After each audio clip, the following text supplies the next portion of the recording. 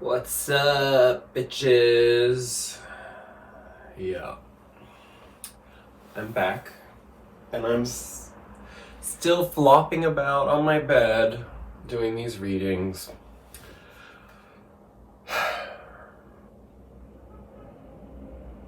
And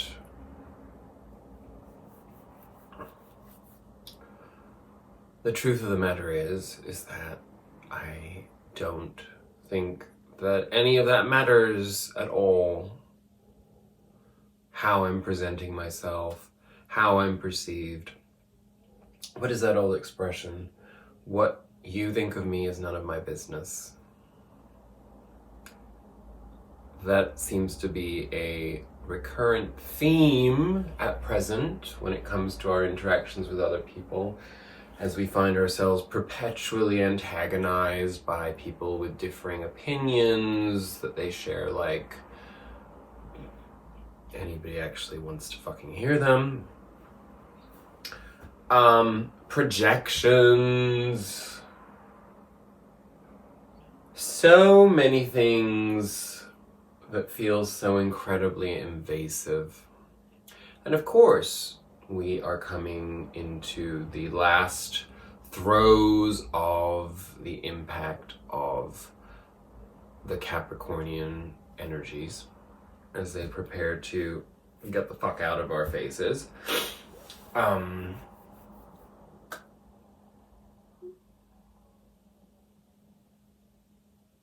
We find ourselves at a junction point. It's really hard to express these things in a coherent, cohesive manner because our energy flow has probably been extremely disrupted in recent times because of certain astrological dynamics, and I guess I should get into that because that is the purpose of this video. Noise, on the other hand, is not, and as you can tell, I get very irritated by the fact that there is constant noise. I've had to wait to start this video this week because the person that lives next door to this place that I live apparently thinks that every weekend they can rent out their house to party people. And so subsequently I had to listen to a bunch of white, giggling, moronic women playing reggaeton music and giggling incessantly to the point where I felt like a real curmudgeon. But who cares what I come across as? The reality is it's just fucking rude, and people are rude and annoying, and as we go through these continued efforts to lock us down and to keep us in check and under influences that we should not be under, all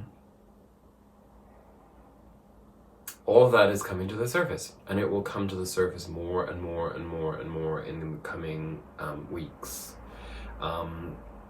Because we all have to learn how to live with each other. But very often learning how to live with one another requires of us to have a deep sense of self-awareness. And that, my friends, is not something that is particularly prevalent in the collective, right? In fact, it is gnawingly absent, and it is revolting to have to deal with on a daily basis if we focus our energy too much on it. So I want to talk about mental health and spirituality this week. But before we do, maybe I'll ease my way into that by first of all just talking to you a little bit about the astrology. So Venus and Uranus have been doing a little bit of a dance with one another, which means that affairs of our emotional perception are being challenged by very sudden movements of emotional language that we don't necessarily want to see or be faced with, parts of ourselves that we repress because they're not cute and they don't fit into the narrative that we are telling the world of ourselves. And often, these repressed aspects of ourselves, our emotional being, are trauma related in some shape or form. And while many people, particularly in the spiritual community, try to gloss everything over and make everything about love and light, those things can't exist without shadows and darkness. And the cosmos will endlessly play that joke on us whenever we fall into that category of feeling as though we have reached some kind of graduation point where we don't have to self-examine. Now, of course, that's not even an issue in the greater collective because people are idiots and they don't have any self-awareness and they don't do any work on themselves. And, in the spiritual community, we're not even supposed to speak in those terms because we're supposed to honor everybody's journey, and we're supposed to be in the position where we look at everyone and we're like, oh, well, I come from a place of compassion and empathy because I experienced this and I've learned this. You know what? Fuck off if that's what your belief is, and don't watch my channel because I am done with that narrative. It doesn't work. It is not truthful. It's not authentic. It is actually a form of passive aggressiveness. It is delusional. And it is living in denial of the very fundamental truth of what it means to be human. Yes, you get to evolve towards that, but if you haven't done the work, you don't get to evolve into that. And if you are living in denial of the fact that the vast majority of people don't do the work, then you also aren't going to evolve in that way. You're going to live in a little tiny bubble that serves no purpose to anybody. So, on that note, as you can tell, I am tapping into a little bit of aggressive energy here, and I have many reasons for that, but most importantly is that, as we've sort of touched upon many times in recent memory, all of this year's Saturnian, Plutonian energy in Capricorn has been about us renegotiating our own sense of authority in rapport with the prescribed standards of authority. And if you've been doing the work, you probably have come to a place of establishing your own sense of rules, law,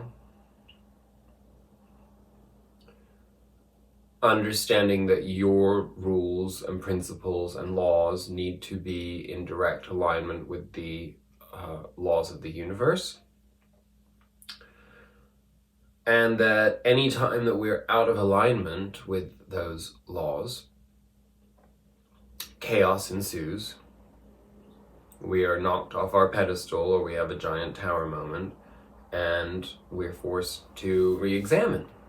Well, here's the segue into mental health and awakening spiritually.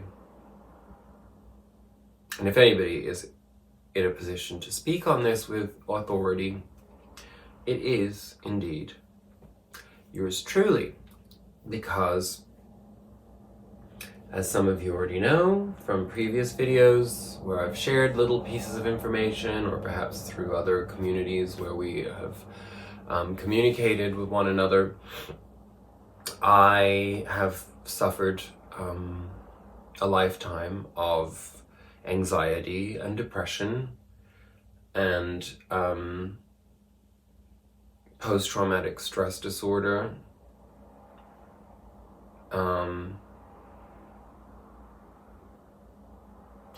and suicidal ideation,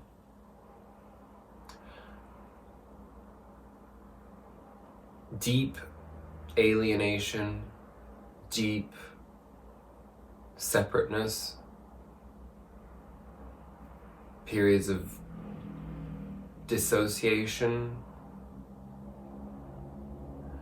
I have been an extreme narcissist, and I have been a victim to my own deep inner empath.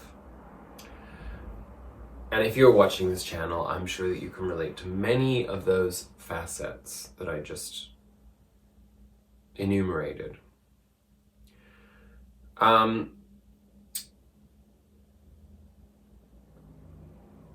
little over a year ago, that culminated in my life in the form of a nervous breakdown. And as a result of that breakdown, I went on an antidepressant, and that antidepressant was very useful. It served its purpose. It continues to serve its purpose, but like many people who are,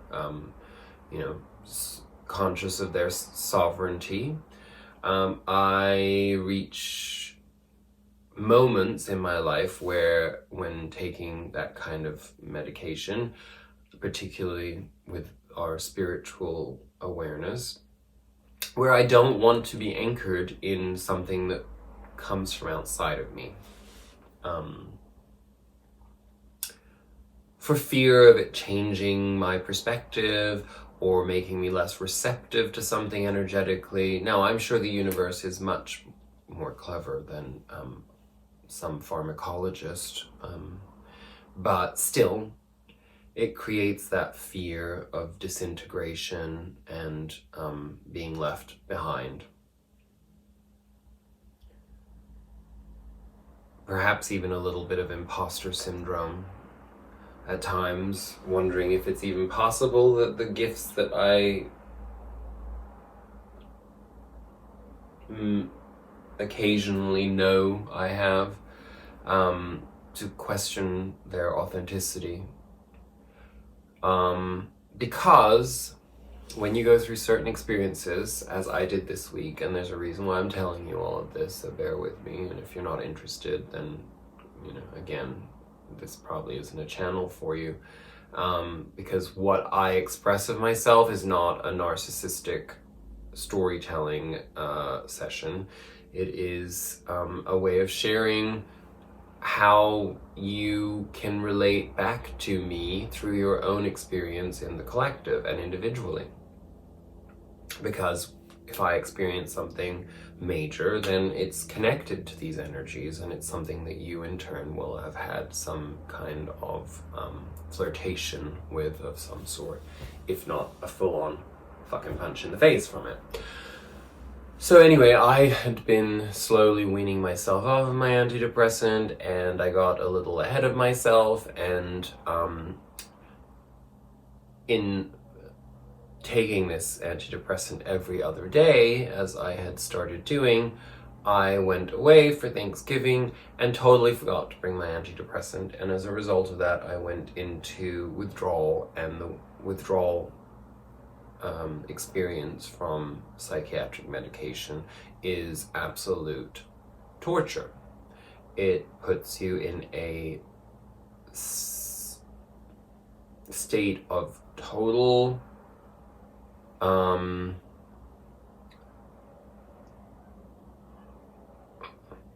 distortion, where everything feels out of control. And of course it's very fear-driven, because when you've experienced loss of control of your mental, well, it's not so much your mental capacity as it is your ability to tolerate the insanity of the world around you. And when we're sick, if you have the flu or a cold or something, and it's severe, or any other illness for that matter, you have to rest. You have to, you step away from things. You eliminate that stress and turmoil in order to give yourself the opportunity to recover. But we don't often do that with our mental and spiritual wellness. And it's not integrated into our culture. So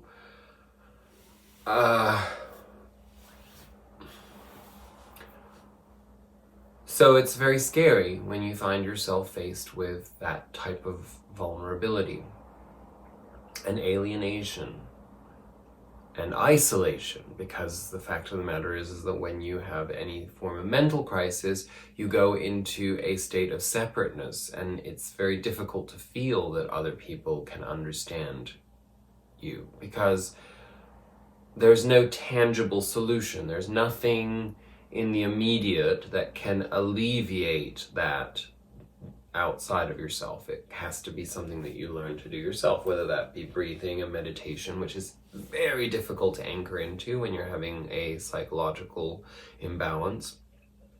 And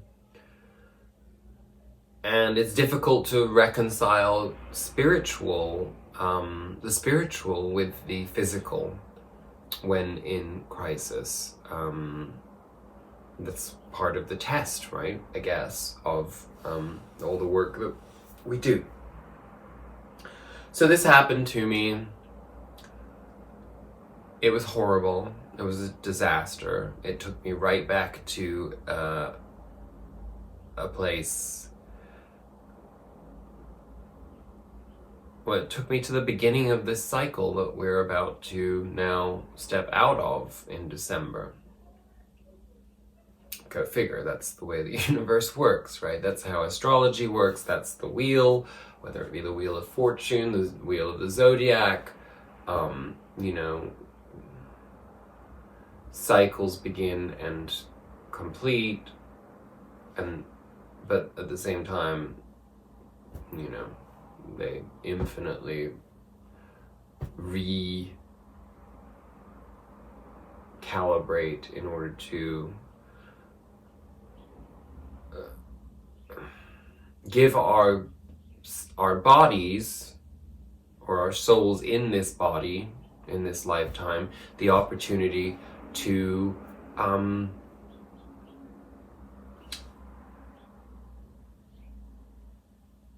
shift the vibration of our resonance, individually and of course subsequently collectively. Now, because many of us on this journey are, very well acquainted with feelings of isolation and alienation and being misunderstood or simply ignored for our eccentricities and our refusal to conform. And then the dissociation that takes place because we try, at least on the surface, to integrate and assimilate and appear as everyone else does, so that we don't expose ourselves too much to the type of scrutiny and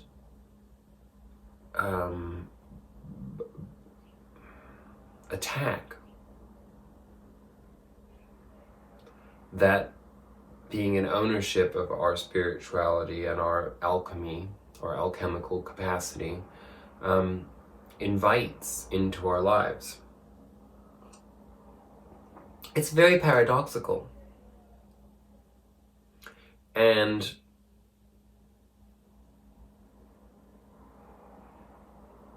it's painful. And it's lonely. And it's sad. It's sad to know that there is such capacity for joy, and yet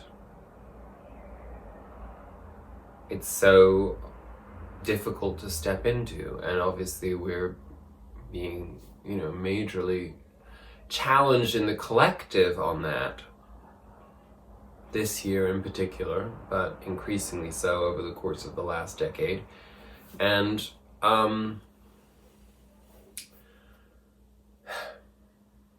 so Venus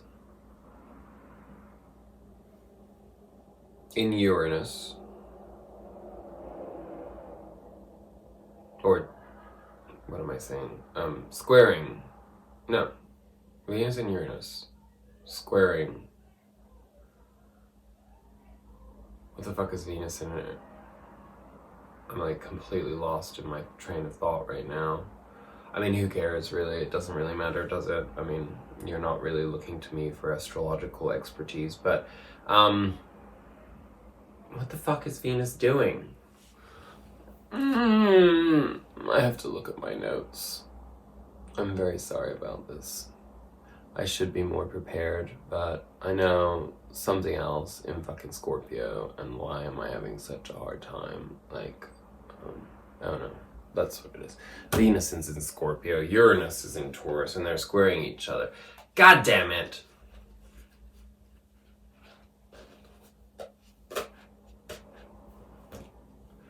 I guess I can be forgiven for not being able to remember my notes, considering the hell that I put myself through this week.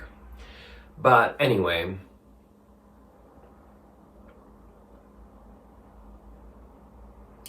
between that and the emotionality on display as a result of the full moon in Gemini eclipse that we are about to experience on the 30th of November, we're in some really sharp as a knife fucking cut me at the throat emotionally energies if we are not careful to maintain a strong sense of disciplinary grounding, which is really hard to do under these circumstances. So, I know I'm talking a lot, and I know it's not everyone's cup of tea to hear me talk endlessly, but I also don't know why I'm apologizing for it, because this is my channel. I can do whatever the fuck I want, right? And if I get 0 viewers as a result, so be it. But it's an important reflection of the current times and the current energies, and so I will speak on it regardless.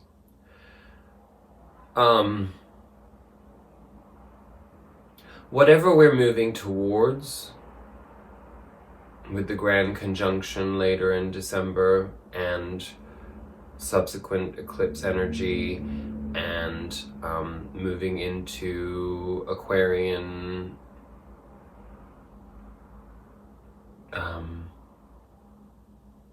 the Aquarian paradigm, so many things are up in the air. We have no idea what's happening. We have no idea how to define where we're headed or what we will be experiencing. And so, you know, I think right now the pressure cooker is on high, and if we're not careful and we don't watch what we're doing, we can explode. And I exploded this week. And it was completely unexpected.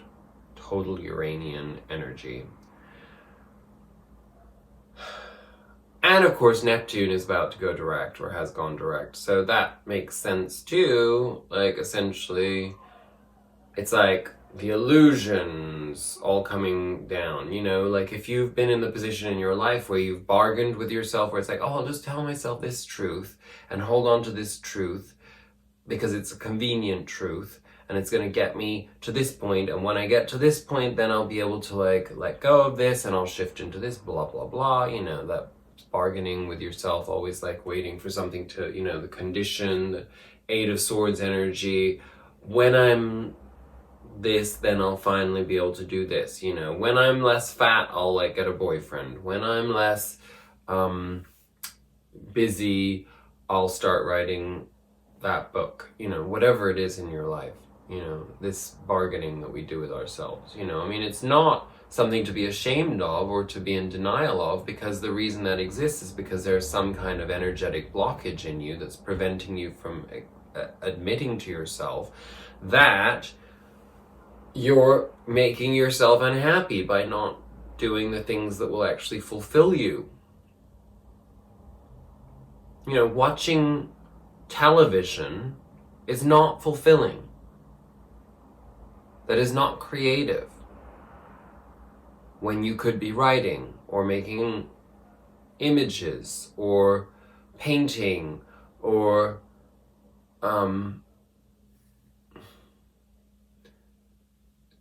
needle pointing or whatever it is that you do, knitting, crocheting, singing, dancing, playing, These are the things that are the essence of humanity. And, the paradigm in which we live of economic hardships that accompany not being razor focused on materialism, and fitting into the status quo of this extraordinarily boring system that we've become, fudge packed into. This is all going to explode. And when it explodes, if you're already on the path to, of full self-acceptance and the desire to become fully realized out of playfulness and creativity and love, you'll be fine. If that's the case. But if you're, in the repeat cycle that I find myself constantly going into, of bargaining, of negotiating with myself and with the outside world, and telling myself that, well, I have to do this in order to have this, and I can't be this unless I do this, and this person thinks this of me, so I need to act like this when I'm with them, and I can't say this to this person because they're hypersensitive about this, and blah, blah, blah, blah, blah, blah. You are just constantly basically being a robot, devoid of authenticity and spiritual truth and love and light, because to pretend and to conform and to adapt, while considered deeply human because it's a necessity in order to survive, those things are in fact anti-human.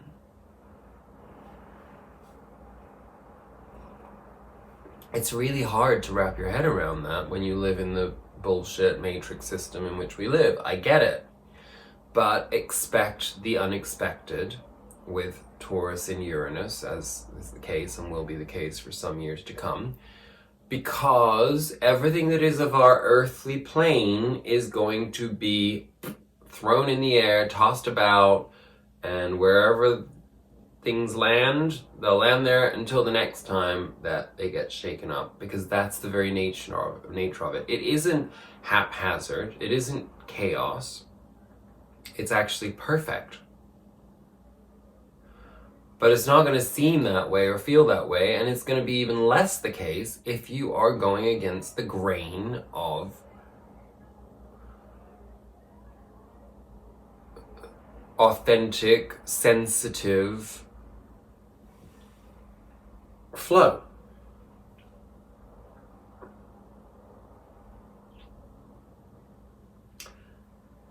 Anyway,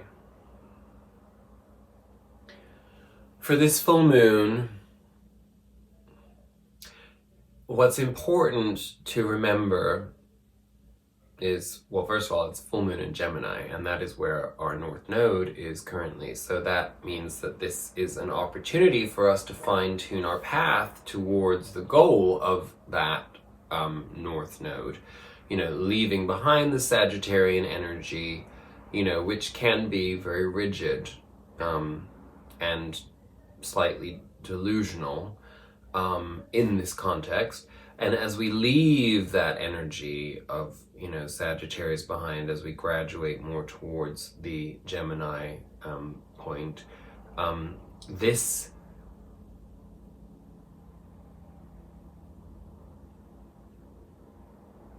gives us the opportunity to come into the type of innocent play that we associate with childhood and childlike behavior.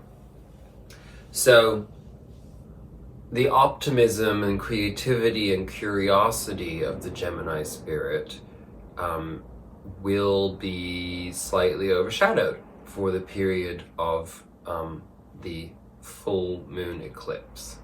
And we're already feeling those energies. That is probably precisely in addition to what I said about Venus and in Scorpio and Uranus and, you know, all that shit that we were talking about before. You know, that compounded with the full moon eclipse means that we are in the thick of some form of a dark veil being placed over us that confuses our ability to understand the truth of who we really are and what we're really experiencing. And so as I record this and we're still in the thick of that and we're building up towards that eclipse energy, I suggest that you remind yourself of that constantly, because it might not be that easy for you. I mean, it might be fine because some of you have very, very structured lives and you're very anchored in your relationships and your daily lives, but many of us are not. Even though we have jobs and homes and structures and so on and so forth, on an existential level, we are carrying something else. And if you're watching this, you probably are a person that carries that, you know? And if you're watching this and you don't feel that way, chances are that you're actually not being that honest with yourself. And I know that's really hard to hear. And I know you don't want to watch a video where somebody's calling you out on your shit. But life is not about boxing yourself into like some small existence that has no impact. Yes, self-care is very important. But if that's all there was to do in life, then, well, it would be very easy, wouldn't it? But it's not, and it never is, and that's why you keep getting challenged. That's why I keep getting challenged.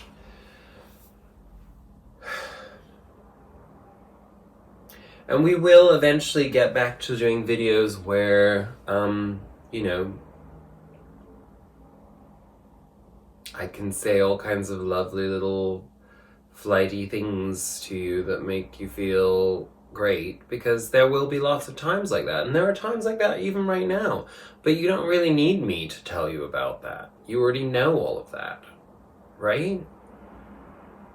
You know that you have the power to create that kind of balance in your life all the time, but it's the unexpected things that come along. We can't always be prepared for those, because if, you know, I mean, what would be the point of living if we were prepared for every surprise, you know?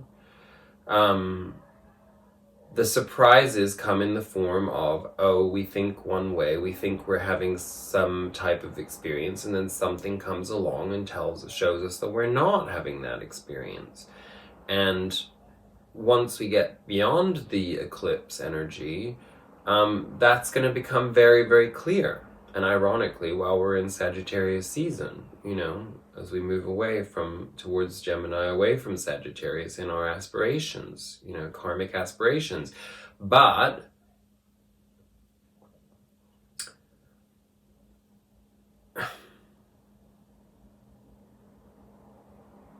I don't know, it will all make sense. It will. But not right now. That's just the way it is. Anyway. I can blabber on forever and give you the opportunity to think that I'm even more of a lunatic than you already think. So let's just get into some cards, shall we? Okay, Spirit Animal Oracle card of the week. Electric Eel Spirit, number 24. Bring your ideas to life. I like that. Again, I think this is so much about, it's bring your ideas to life, but also to light, you know, as we move past that eclipse. Creativity is going to come to the forefront of your experience and your drive. Okay, so what's the oracle message of electric eel spirit? Seemingly out of nowhere, the jolt of electric eel spirit appears to awaken you to a big idea that you are meant to explore. So total Uranian energy there, right? Epiphanies and aha moments are gifted to you right now, so celebrate. That's exactly what eclipses and full moons are all about. Your life has the potential for profound transformation. Inspiration arises in you, electrifying you so that you can't wait to get started bringing your idea to life. The revelations you experience now are meant to set you on a new path, so do not be afraid to act. Explore, examine, and do not fear the changes that may come, for Spirit wants to shower you with the love, success, and abundance that you hope to experience. Now is a thrilling time of epiphanies, inspired ideas, and innovation. This is a wondrous sign for you today. And if you are struggling with that concept of change, sudden, impactful, chaotic, glorious change, because it is always glorious in the end, right? Here's the protection message. Ideas need to percolate, as they rarely download in detailed form. Have you too quickly dismissed an epiphany because you couldn't see where it might lead you? Have you rushed to follow the muse without taking time to contemplate the meaning of your aha moment? Perhaps your dream will take a different form than you first imagined, morphing into something else that is even better. Spirit's plans are often hard to discern, but so much more satisfying once they have taken over from your own predetermination. Maybe your big idea is taking more time to shape than you expected. Have you considered that you are meant to learn something in the process of bringing it into being? Commit to transformation and to learning any lessons this new venture will bring, and soon you will see that your aha was even more valuable than you realized when you first felt it electrify you. And that's also another thing to really think about, like when we have to live in patience and acceptance. We very often have the tendency to lose sight of the journey and the beauty in that journey. You know, to be constantly focused on the end goal is very disappointing, because you reach your end goal and then what's left? I was just talking about that recently with people in my life where, I had this triple whammy requirement in my life that I needed in order for me to move forward. I needed to manifest a job that I could comfortably accept. I needed a new home where I would feel free to exist by my own values and on my own terms and in my full authenticity. And I needed a new car. And, it seemed like a giant mountain to climb to accomplish those three things, particularly during a fucking pandemic and when you haven't been earning money for an extended period of time. But I did. And I will honestly say this, at the risk of incurring your wrath and you further believing that I am an arrogant prick, I always manifest what I need. I've always managed to get whatever I need. And the day that stops, who cares? I'll keel over and die, whatever. It won't matter, because I'll have a gazillion other lives ahead of me, as will you. But all that said, when you reach that, the material goals, you're very quick to kind of be like, so now what? What the fuck am I supposed to do next? Like, this isn't what my life is all about. This is just a foundation, for all of that beautiful, Gemini and Aquarian,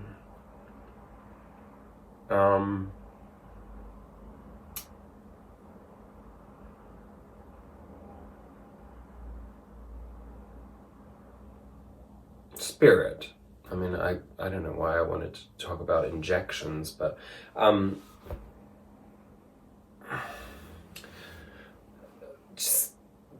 okay. Sometimes I hear weird things, but anyway, This is a beautiful card for us.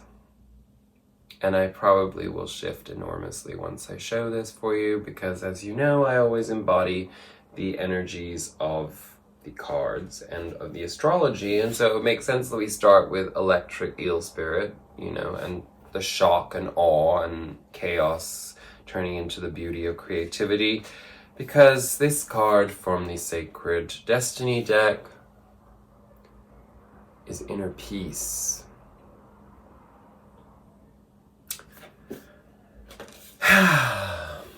Represented by the lily pond.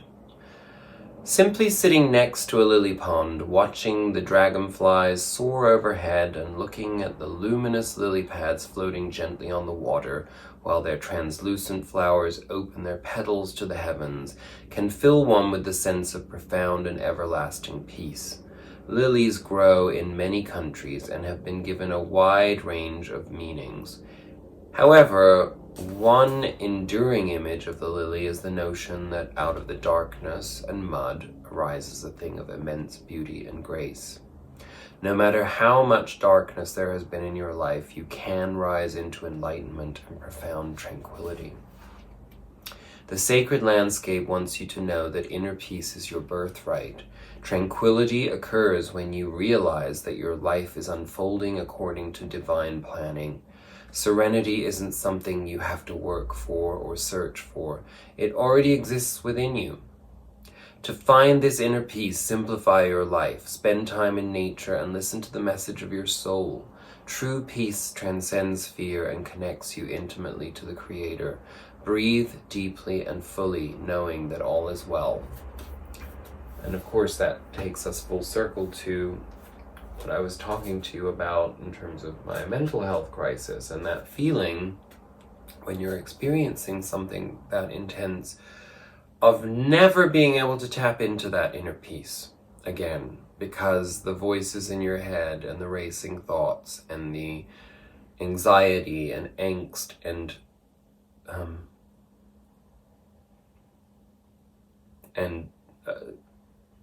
just the suffocation of the shadows. You lose sight of your own infinite power over those things, as has been the experience all along on this spiritual awakening that we've been on together. When you know and stand in your power, you're not swayed or shaped by the shadows in the same way. But there are these dark nights of the soul that come along and make you feel engulfed in that energy, and that you can't see the light at all. And even if you've known a million renaissances in this lifetime alone,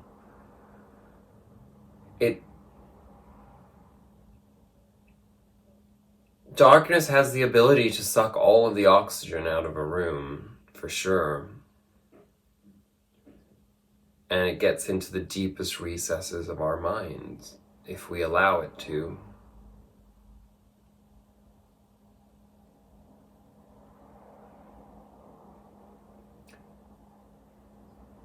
And I don't want to be a sad person.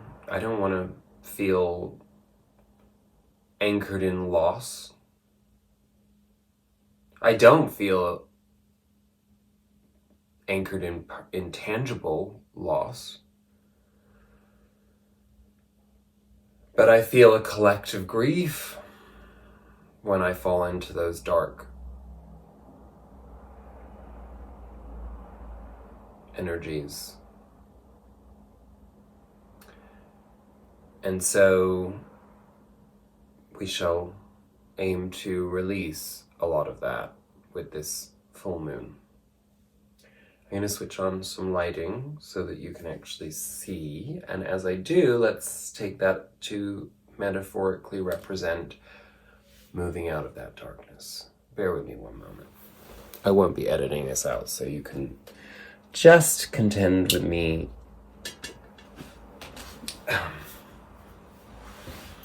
doing what I'm doing on camera.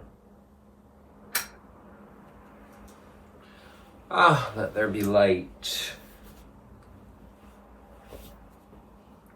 I can smile too. I can laugh, I can be ridiculous, I can belch.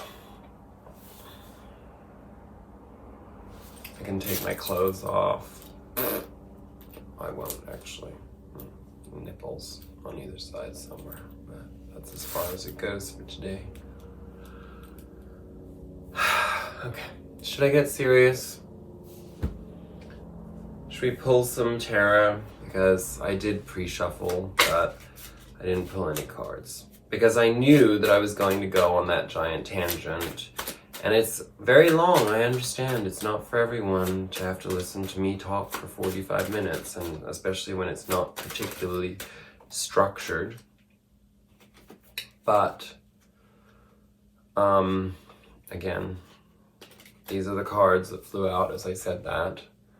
The Hangman and the Chariot. So we're talking specifically about this being a period of time where we have had to, or we are having to, suspend ourselves, observe, contemplate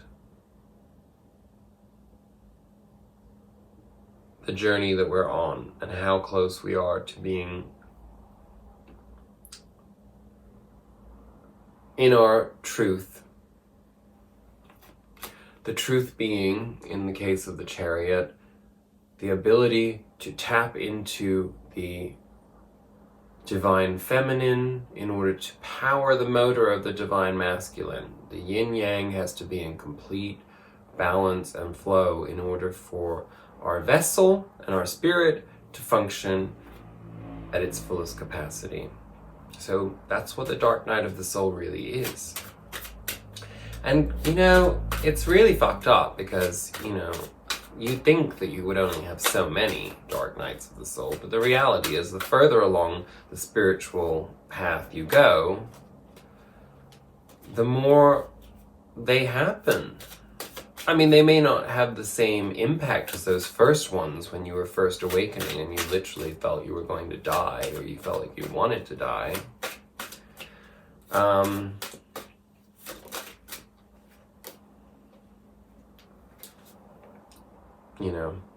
In that energy where you can't see any inspiration in anything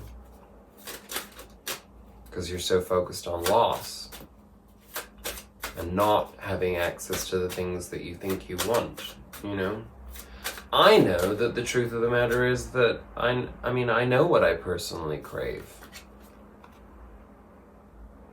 The star energy is having so much inner light and being in so much flow that then it can't help but inform every interaction that you have externally. So let's say you want romantic love.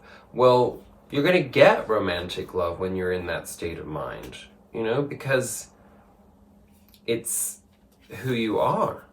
You are that love, it doesn't have to be romantic love. It can be any form of love. I have lots of love in my life.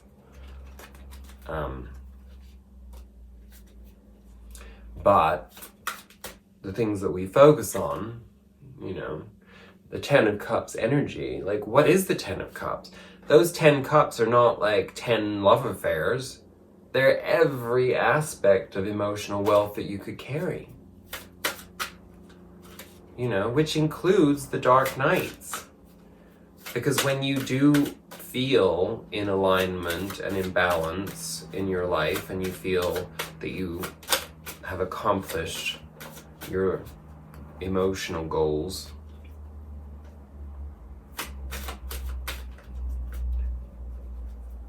you understand that none of your buoyant,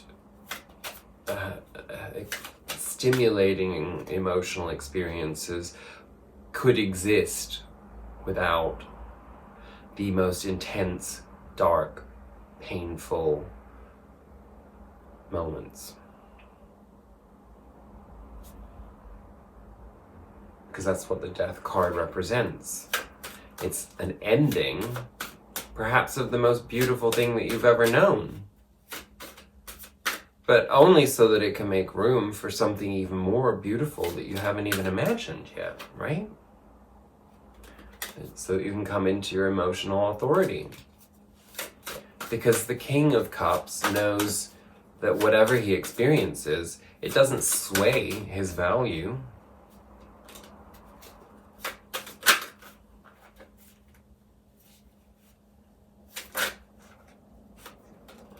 Okay, they're telling me to stop shuffling and just shut up, basically. Underlying energy of the Ten of Swords.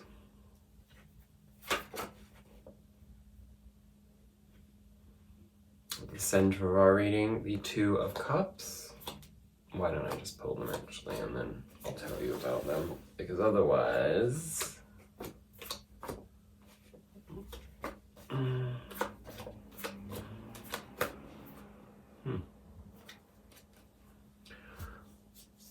Okay, so as I was saying, our underlying energy of the week, I will take clarifiers on this, of course, but we have the Ten of Swords, the ultimate ending of the karmic cycle.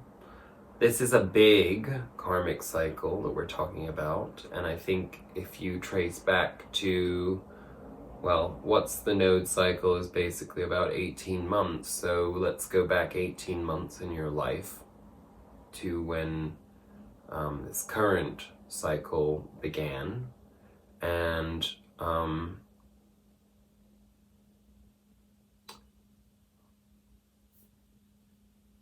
well, I don't know about your life, but I certainly can relate that back to myself, because the real beginning of my emotional breakdown probably corresponds to about 18 months ago in many ways. So it's the ending of that turmoil or chaos or sense of lack or sense of overwhelm or sense of inadequacy or sense of confusion. And it's coming in the form of emotional breakthrough and how we relate to other people, because at the center of our reading we have the Two of Cups. Now, not every one of us is going to suddenly have a romantic soul union with someone else. Some of us might. Some of us can already be in those relationships, and it can speak more to the symbolic nature of relationship in general and how we interact emotionally on a soul level with other people, with our tribe, with people that are like-minded, coming into that union around us through... There's something victorious in this. This is the idea of the Six of Wands, is telling us that we come into this alignment, this emotional alignment, through overcoming the blocks that our dark nights have been forcing us to confront. And sometimes that comes down to accepting our own fragility as a strength. Vulnerability as a pillar of understanding oneself and understanding how and who we are, without blinders, without filters, without pretending, without social conformism.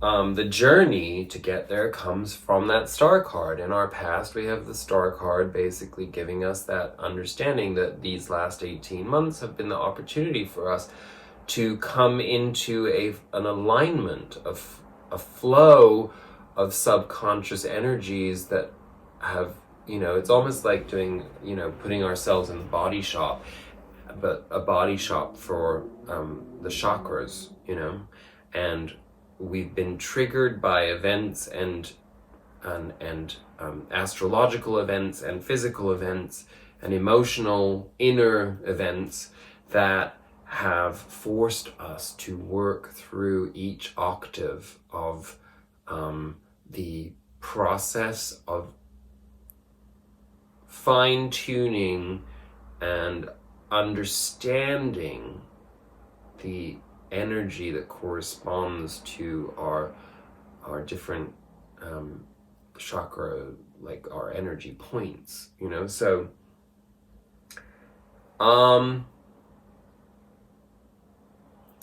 good job, but the hurdle to that is that when you've gone through that process, because it's so intensely transcendental and beyond the material physical existence that we have to lead, you know, that is anchored in the mundane, we found ourselves recently, this is our foundation past energy, in the Four of Pentacles energy, meaning that we have found ourselves back in a version of that. Well, it's the pre-poverty consciousness state of mind. What brings us to poverty consciousness is being in the Four of Pentacles before we reach that Five of Pentacles. So it's the idea of, I've got this much, I'm not letting it go, I have to hold on to this for as long as I possibly can. If this is all I can ever have, then I'd rather just have this than nothing at all, you know. That low resonant shit that like keeps us from actually ever experiencing life in its beauty and magic. So, and that's it's not just 9/10 of the global population, it's probably more like 99/100 of the global population that lives in that state, because that's what our culture teaches us to do. That's what our society rewards us for doing, right? So we've been stuck there, and it's flavoring our current state of mind, and it probably is what has caused whatever turmoil, the, you know, energies that we've been talking about that are about to get, like, purge the fuck out of them during this full moon eclipse, and then the solar eclipse on the 14th of December, and then the conjunction of Saturn and Jupiter and Pluto, or whatever the fuck that is, like, honestly.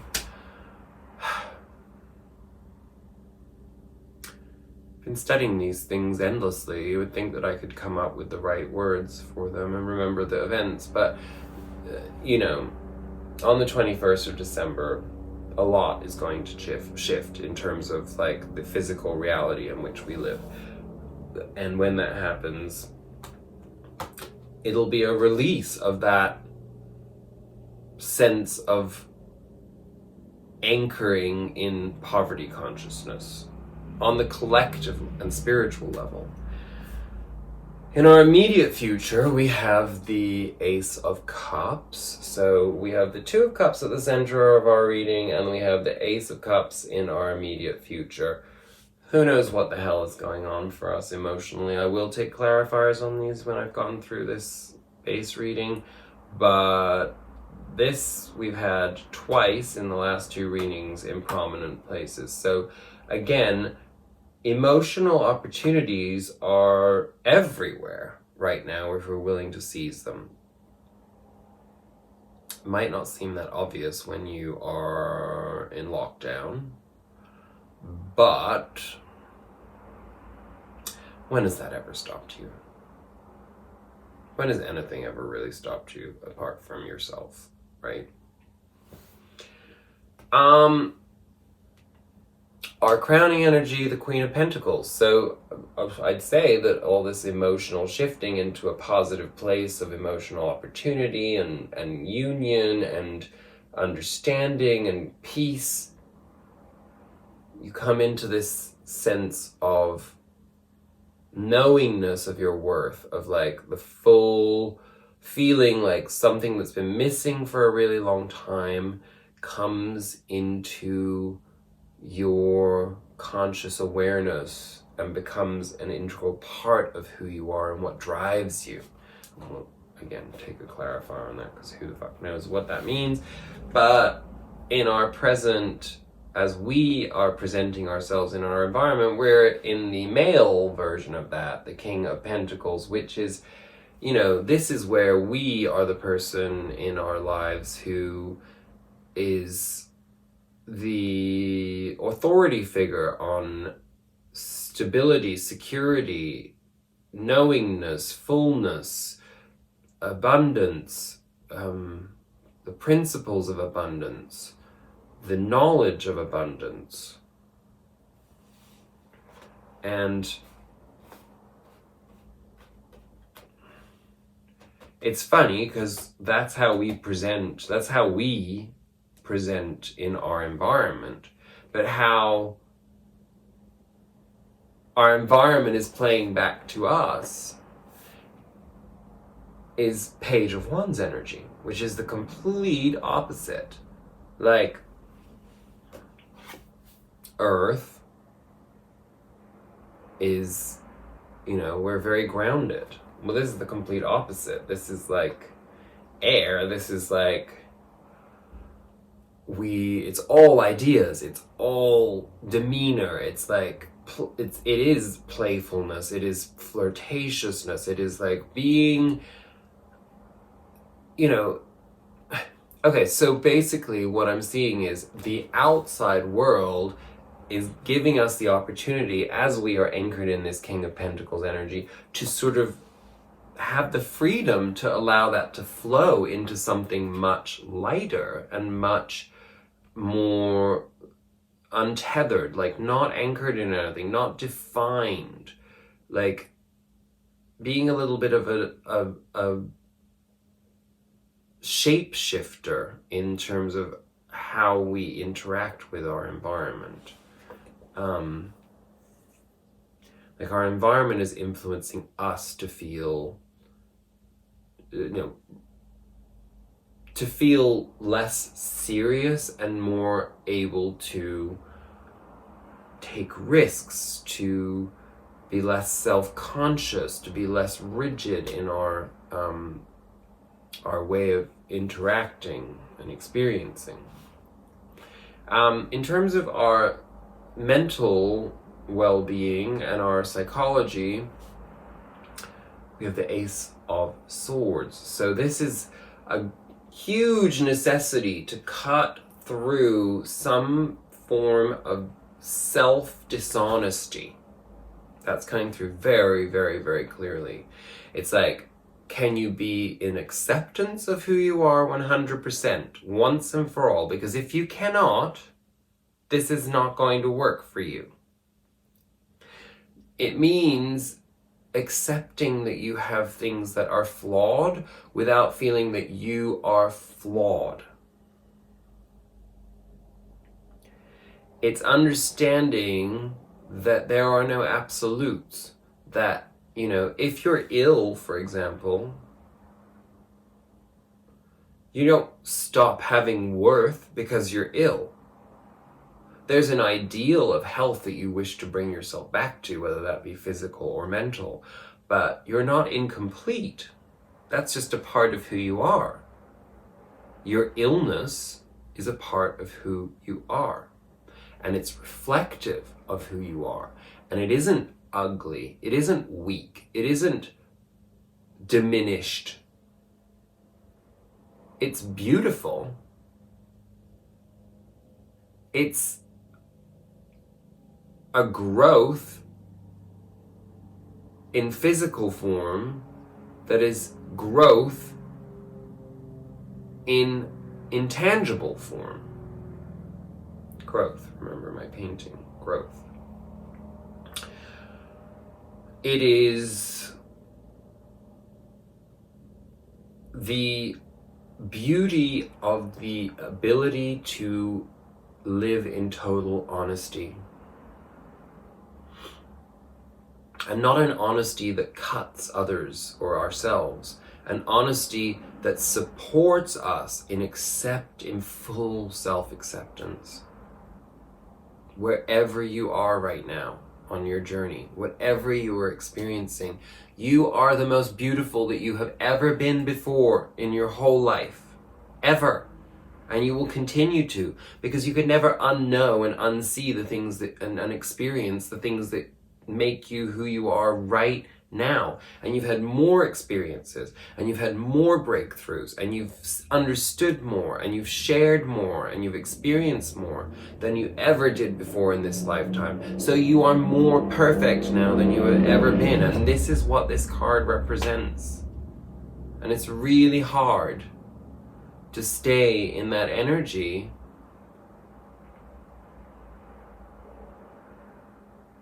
unless we remind ourselves of it constantly. That's why, an hour and 5 minutes into this video, you're still watching this. And our outcome, the Eight of Cups. What are we walking away from? We're walking away from the things that don't fit into that truth. We're walking away from the conditions that tell us that we can't be a King of Pentacles and a Page of Wands at the same time.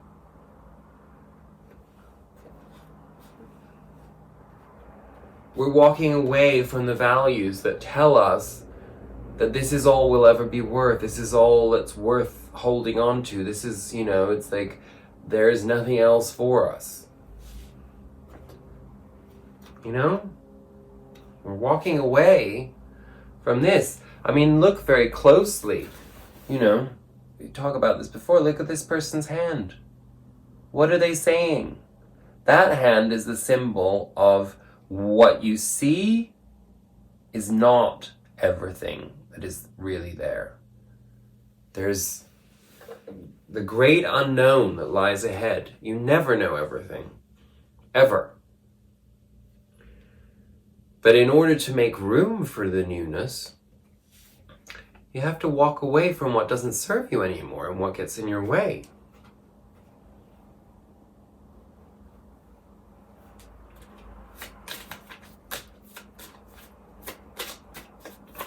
Okay, tell us about this Two of Cups energy, please, Spirit. I want to know.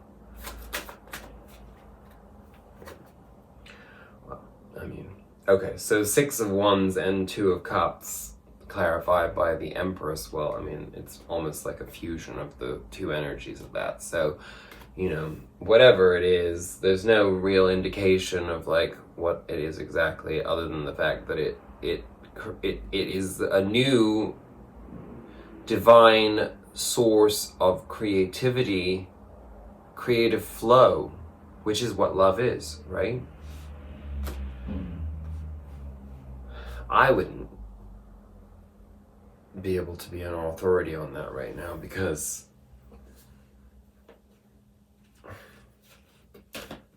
because I don't feel like an authority on that at all. But I'm open to it. What else do we want clarification on? Because a lot of those things were pretty self-explanatory. I suppose I would like to understand, the Page of Wands energy in our environment. The Nine of Swords wanted to come out there. I don't know why there it is again, okay. Nine of Swords. So, what the Page of Wands does for us, when we're anchored in our King of Pentacles energy, there's a tendency to be very serious when we're in this because we think that we have to defend we don't have to defend our worth, but we have everything, so therefore we can perhaps become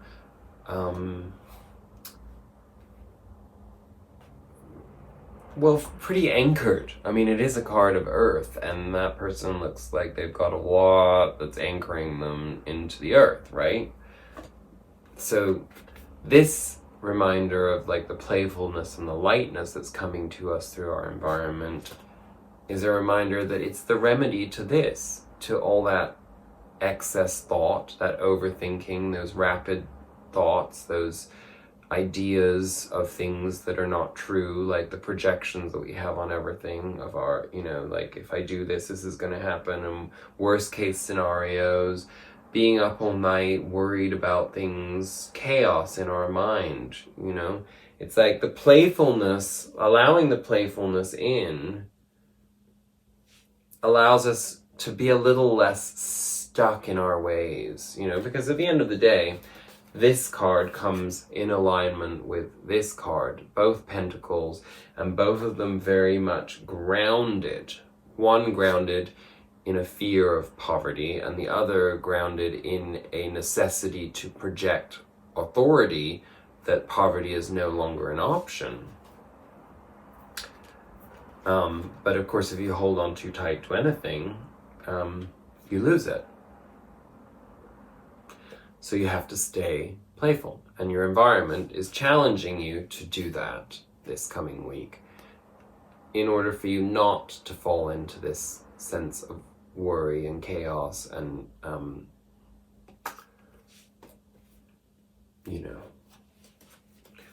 whatever that means to you. Okay. And let's get a clarifier on that outcome. 8 of Cups. Oh dear. I'm gonna have to pick that up. Excuse me. Oh.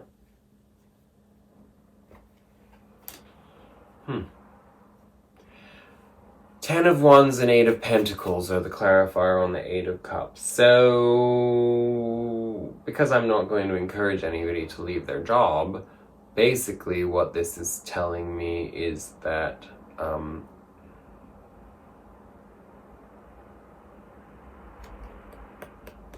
it's this energy in your work. It's the feeling of looking at things as being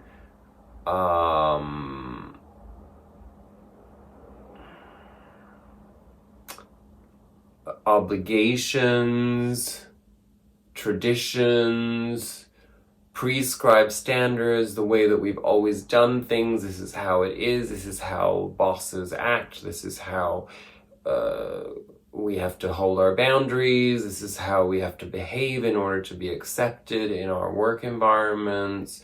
This is the way that we achieve something, blah, blah, blah, blah, blah. All of these things associated with our work and our craft need to go. We need to walk away from those restrictions, give ourselves the opportunity to move into the unknown. And we're probably going to get that through all of this emotional energy that we're getting from the 2 of Cups and the Ace of Cups. Something's going to give us the opportunity to dream a little bit beyond those restrictions. I have no idea what any of that means. But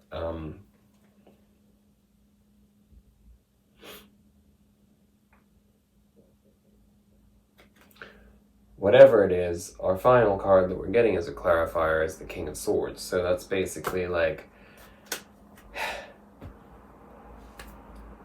you know your truth. You've done all this work, and you know your philosophical reality. You know what your spiritual truth is.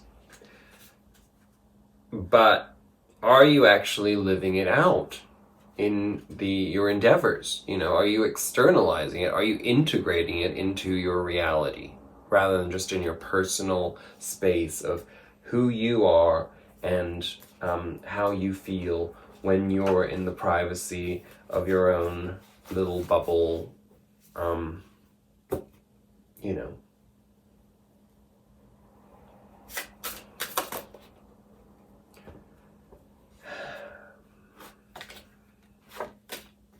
I don't even know how to I'm gonna take an Osho card, because whatever the Osho card is that comes out, it's going to give us the insight. Okay, we got conditioning. I'll take another after this for a future energy, but let's look at conditioning.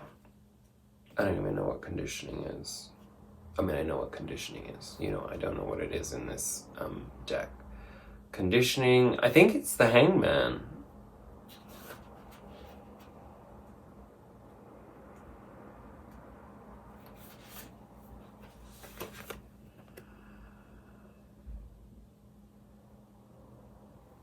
Okay. Unless you drop your personality, you will not be able to find your individuality. Individuality is given by existence. Personality is imposed by the society. It's very interesting, isn't it? Personality is social convenience. This really wraps up this reading, doesn't it? It's freaky when that happens. Society cannot tolerate individuality because individuality will not follow like a sheep. Individuality has the quality of the lion. The lion moves alone. The sheep are always in the crowd, hoping that being in the crowd will feel cozy. Being in the crowd, one feels more protected, secure. If somebody attacks, there is every possibility in a crowd to save yourself, but alone, only the lion moves alone. I'm a Leo. Fuck you. Yeah, I'm crazy. Go fuck yourself. Whatever. Who cares? And every one of you is born a lion. See, it's not just me. Why don't you roar too? Go on. I'm watching. Roar. Thank you. Feels good, doesn't it? Every one of you is born a lion, but the society goes on conditioning you, programming your mind as a sheep. It gives you a personality, a cozy personality, nice, very convenient, very obedient. Society wants slaves, not people who are absolutely dedicated to freedom. Society wants slaves because all the vested interests want obedience. Ugh. Well, that's just kind of amazing. I mean, I could just leave it there because we are at 1 hour and 16 minutes, but I do want just one card, please, Spirit, that sort of gives us some insight into these energies other than what we just got there. It might not give me anything because I think we did actually get everything that we need, but just maybe something that we can learn. 6 of Wands, as we had at the center with that. That's good, actually, because I did want to understand what the 2 of Cups was really about, and the 6 of Wands being the clarifier on that. Now we can understand better. So, where are we? 6 of Wands. 6 of Wands. 6 of Wands. 88. I'm going to show you the card.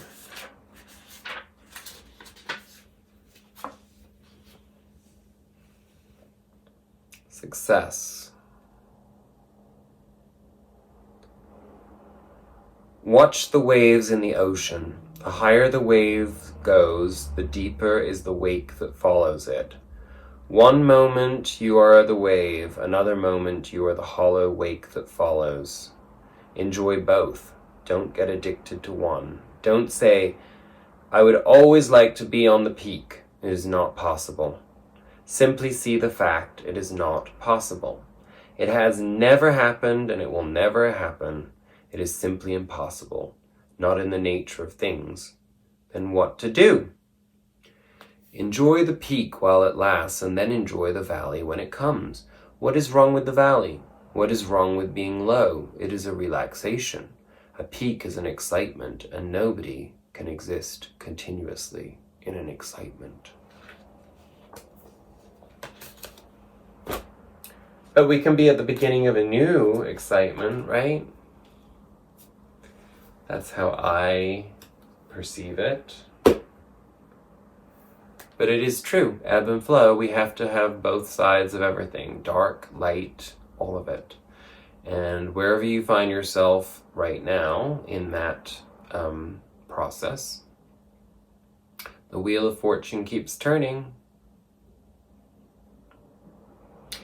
Okay, I know, it was long, and I talked about a lot of different things, and some of it had nothing to do with you personally, but hopefully it was relatable in some way and you learned something, as I think we always do collectively in these readings. I love you very, very much. I have infinite gratitude for you tuning in for this. If you've made it all the way through, thank you so much for investing your time and energy into my work. Because I do it for you, but you watching it is kind of a condition of that being a success, right? So I love you. I send you the biggest virtual hug I can possibly conjure right now. Love you. Namaste.